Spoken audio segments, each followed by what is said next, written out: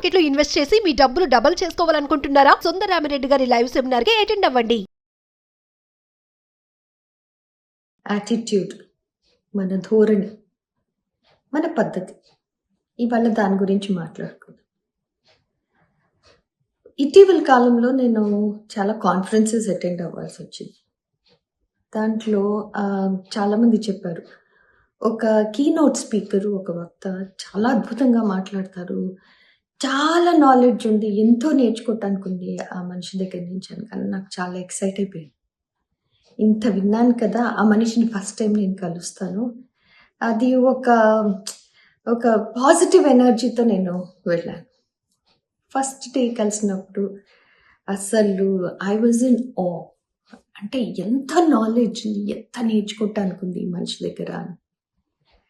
Same వక్తని నేను మళ్ళీ కొన్ని రోజుల తర్వాత కలిసాను. అది నా రెండో మీటింగ్. చాలా డిఫరెంట్ అనిపించింది. ఈయన ఎందుకు ఇట్లా అన్న క్వశ్చన్ వచ్చింది. మూడోసారికి వచ్చేటప్పటికి చాలు, నేను ఈయన దగ్గర నుంచి నేర్చుకోకర్లేదు, నేను నేర్చుకోవాలి అంటే ఆన్లైన్ నేర్చుకుంటాను, ఆయనది స్పీచెస్ వింటాము, ఏదో ఒకటి నేను అక్కడి నుంచి నేర్చుకుంటాను, కాకపోతే ఈయనతో నాకు అసోసియేషన్ అవసరం లేదు అనిపించింది. ఎందుకు అన్న క్వశ్చన్ మీకు బుర్రలో రావచ్చు. ఇదే నా ఆన్సర్. నేను స్వతహాగా ఒక ఎడ్యుకేటర్గా నాకు మొట్టమొదటి రూల్ ఒకటి ఉంటుంది, అంటే చుట్టుపక్కల ఏం జరుగుతుందో బాగా ఆబ్జర్వ్ చేయటం. పిల్లల్ని చూస్తాము, వాళ్ళు ఎట్లా ఉన్నారు క్లాస్లో, టీచర్స్ని చూస్తాము, వాళ్ళు ఎలా చెప్తున్నారు పాఠాలు, లీడర్స్ని చూస్తాము, వాళ్ళు ఎలా ప్రవర్తిస్తున్నారు అనేది. సో ఈ ఆబ్జర్వేషన్ అనేది స్వతహాగా వచ్చేస్తుంది. సో ఈ మనిషిని కూడా నేను ఆబ్జర్వ్ చేశాను. 3 పాయింట్స్లో నేను ఆబ్జర్వ్ చేశానండి. ఎవరన్నా సరే ఆ మనిషి యాటిట్యూడ్ నాకు చాలా నచ్చుతుంది, ఎంత పాజిటివ్ ఎనర్జీ వస్తుంది. కొంతమందిని చూస్తే మనము బాబాయ్ వాడి యాటిట్యూడ్ ఏంట్రా బాబు, అస్సలు భరించలేము అన్నట్టు ఉంటుంది. ఈ రెండింటికి డిఫరెన్స్ నేను చెప్తాను. దానికి 3 ఫ్యాక్టర్స్ ఉన్నాయి, ABC. First point is effectiveness.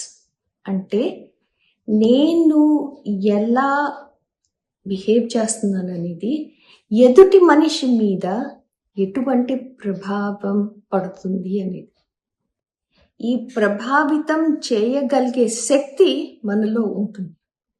అది పాజిటివ్గా అవ్వచ్చు, అది నెగిటివ్గా అవ్వచ్చు. ఇందాక నేను చెప్పాను చూడండి, ఫస్ట్ టైం చాలా పాజిటివ్ ప్రభావితం ఉండింది ఆ వక్త నా క్యారెక్టర్. రెండోసారికి వచ్చేటప్పటికి నేనే ఒక సందిగ్ధంలో పడిపోయాను, ఏంటి ఇట్లా బిహేవ్ చేస్తున్నాడు ఇలా.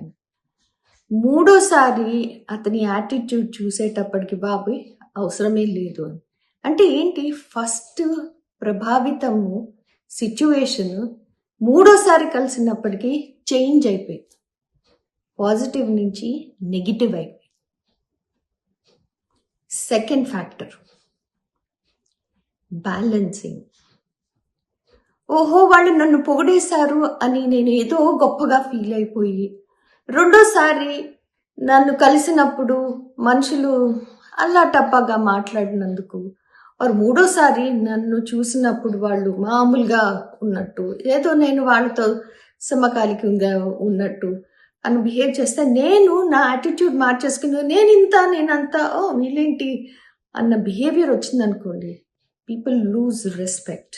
అదే సెకండ్ ఫ్యాక్టర్ని నా అతనిలో అబ్జర్వ్ చేసింది. ఫస్ట్ డే అందరూ సార్ మీరు ఎంత చెప్తారు సార్, మీరు చెప్పేది అద్భుతాలు సార్, మీ దగ్గర నుంచి ఎంతో నేర్చుకోవాల్సింది ఉంది అన్న చెప్పిన వాళ్ళు, అదే మనిషి రెండోసారి మీటింగ్కి వచ్చినప్పుడు అందరూ మొన్ననే చెప్పాము, maybe what do we repeat the same thing అన్నట్టు ఉండింది. మూడోసారి చూసేటప్పటికి అందరూ మామూలుగా వారం వారం కలిసినప్పుడు ఏం చెప్తాము అన్నట్టు అనుకున్నారో తెలీదు. Oh probably the person was having a bad day. Negative అండి, ఎంత నెగిటివ్ అయిపోయింది ఆ మనిషి, ఆ వక్త. He could not balance his attitude. ఆ రోజు అంత గొప్పగా ఫీల్ అయిపోయిన ఆయన మూడో రోజుకి సెల్ఫ్ డిఫెన్స్గా ఇదేంటి వీళ్ళు ఇట్లా మాట్లాడుతున్నారు అన్నట్టు బిహేవ్ చేశారు. మూడోది నా ప్రకారము కాగ్నిటివ్ అంటే మనం ఏం చేస్తున్నాం. మనం ఒకటి తలచుకుని మనం అలా బిహేవ్ చేస్తాం. నేను ఇలా చేయదలుచుకున్నాను అని మనము నిర్ధారించుకున్నప్పుడే మన యాటిట్యూడ్ అనేది పాజిటివ్గా అనవచ్చు, నెగిటివ్గా అవ్వచ్చు. ఈ మనిషిని నేను అబ్జర్వ్ చేసిన మనిషి తనకి తనే అనుకున్నాడు, నేను అందరు నన్ను పొగిడితే నేను ఇలా మాట్లాడతాను. నన్ను పట్టించుకున్నప్పుడు అతను డిసైడ్ చేసేసుకున్నాడు, నేను ఇలా బిహేవ్ చేస్తాను నెగిటివ్గా. ఈ సిచ్యువేషన్ నాకు అనిపించింది చాలా మందితో జరుగుతూ ఉంటుంది. కాకపోతే ఇది నేర్చుకోవాలి అని ఒక అవకాశం మనం తీసుకుని చూస్తే మనంతట మనమే మన యాటిట్యూడ్ అనేది ఎలా ఉండాలి అనేది డిఫైన్ చేసుకుంటాం. ఎంతో మంది యంగ్ అడల్ట్స్ ఆఫీస్లో ఉన్నప్పుడు ఇట్లాంటి సిచ్యువేషన్స్ చాలా ఫేస్ చేస్తాం. యంగ్ అడల్ట్స్ ఆఫీస్లోనే కాదు, మన జీవితంలో ఇలాంటివి చాలా ఫేస్ చేస్తాం. సో మన యాటిట్యూడ్ అనేది పాజిటివ్గా ఉంచుకోవాలి అంటే ఈ 3 నేను చెప్పాను కదా. ఫస్ట్, ఎఫెక్టివ్నెస్, ప్రభావితం చేసే శక్తి మీకున్నది. అది పాజిటివ్ ప్రభావితమా, నెగిటివ్ ప్రభావితమా, అది మీ చేతిలోనే ఉంది. Second thing, balance. ఒక కన్సిస్టెంట్గా మీరు మీ యాటిట్యూడ్ని మేనేజ్ చేయగలిగితే అది అద్భుతంగా ఉంటుంది. మూడవది, కాగ్నిటివ్. మీరు ఏం చేయదలుచుకున్నారు, మీరు ఎలా మీ యాటిట్యూడ్ని చూపించాలనుకున్నారు.